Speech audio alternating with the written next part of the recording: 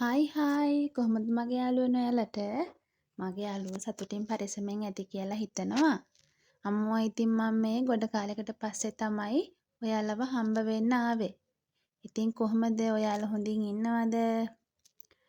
ඉතින් ලොකු වීඩියෝ එකක් නම් අද මම ඔයාලත් එක්ක බෙදාගන්නේ නැහැ. අපේ මෑවක් ගාව සම්පූර්ණයෙන් අස් කෙරුවා. ඉතින් මේ පොළව දැන් හදලා තියෙන්නේ ආපහු මොනවාරි හිටවන්න කියලා. ඉතින් මේ මමයි අම්මයි යන්නේ අද රෑට යන්න බණ්ඩක්ක ටිකක් කඩා ගන්න. අපි පිහියක්වත් කතුරක්වත් ගෙනාවේ නැහැ. ඉතින් මෙන්න මේ විදිහට අතින් තමයි බණ්ඩක්ක කරල් ටික කඩාගත්තේ.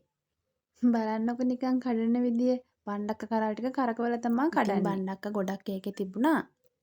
මේක කොහොම හරි අපි රෑට උයලා ඉතුරු ටික ගෙවල් ගාව වෙන නැන්ද කෙනෙක්ට දුන්නා. ඉතින් මං අද හිතාගෙන ඉන්නවා චූටි කෑමක් ටක් ටික් ටුක් ගාලා හදන්න. ඒ මොනවද දන්නවද? බිස්කට් පොඩිමක් මං හදන්න තමයි යන්නේ. මේක නම් හරිම රෙසිපිය නෙමෙයි වෙන්නේ නැති. මම මට හිතෙන විදිහට ඉන්ග්‍රීඩියන්ට්ස් වැඩිපුර දාලා මේක හදන්න කියලා හිතුවා.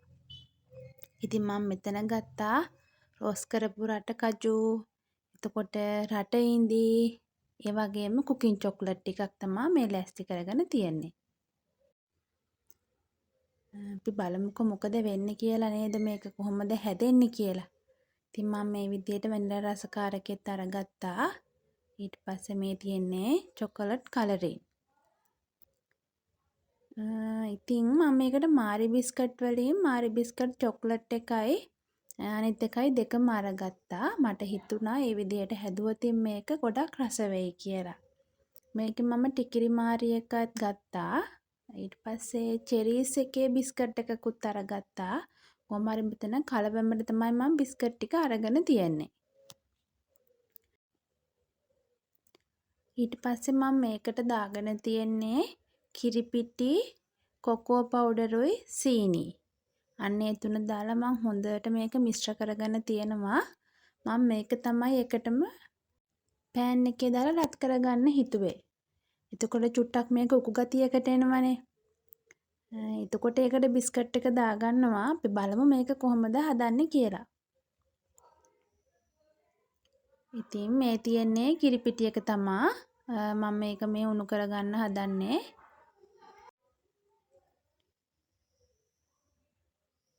මේක මෙහෙම හොඳට කූරු ගාන ගමන් තමයි උණු කරගන්න ඕන. මොකද මේකට කිරිපිටි දාලානේ තියෙන්නේ. ඊට පස්සේ චුට්ටක් බොබ්බළු දාගෙන එද්දී මම රටින්දි ටික මේකට දාගත්තා. මොකද මට රටින්දි එක ඊට කලින් පෙඟෙන්න දාන්න බැරි වුණා. ඉතින් මම මෙහෙම දාලා පොඩ්ඩක් රත් කරගත්තාම ඒක නිකම්ම දිය වෙලා යනවා.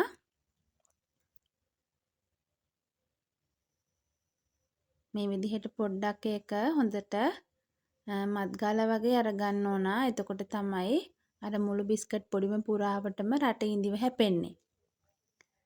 ඊට පස්සේ මම මේකට එකතු කරගන්නවා අර රෝස් කරපු රට කජු ටික.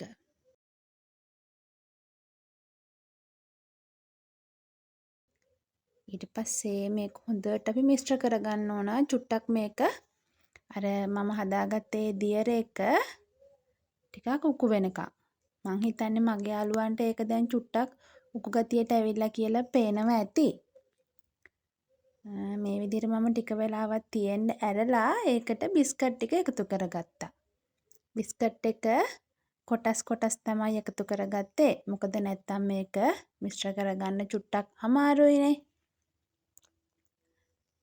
ඉතින් මේ විදිහට මේක හොඳට මිශ්‍ර කරද්දී ඒ බිස්කට් වලට ඒක හොඳට ඇබ්සෝබ් වෙනවා කියලා අපිට තේරෙනවා. මුලින්ම නම් දාපු ගමන් එහෙම නැහැ. ඊට පස්සේ චුට්ට වෙලාවක් යද්දී ඒක ගානට හැදෙනවා.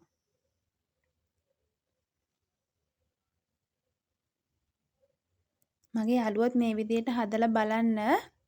මේකට ඔය වගේ නට්ස් වර්ග දැම්මහම ඉතින් අර තියෙන රසට වඩා වෙනස්ම රසයක් තමයි එන්නේ.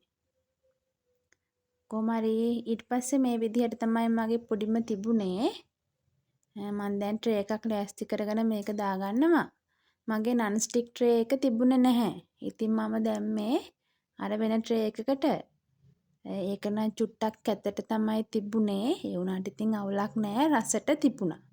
මම ඒකට උඩින් කුකින් චොක්ලට් දාගත්ත ඩබල් බොයිල් කරලා. ඒව නම් වීඩියෝ වෙලා නැහැ. ඉතින් මේක තමා මං හදාගත්ත කැතම කැත රසම රස බිස්කට් පුඩිම. මගේ යාළුවොත් මේ විදිහට හදලා බලන්නකෝ. ඉතින් එහෙනම් මං අදට ගිහිල්ලා එන්නම්. මගේ යාළුවෝ සතුටින් පරිස්සමෙන් ඉන්න. ආයෙමත් දවසක හමු වෙමුකෝ අපි.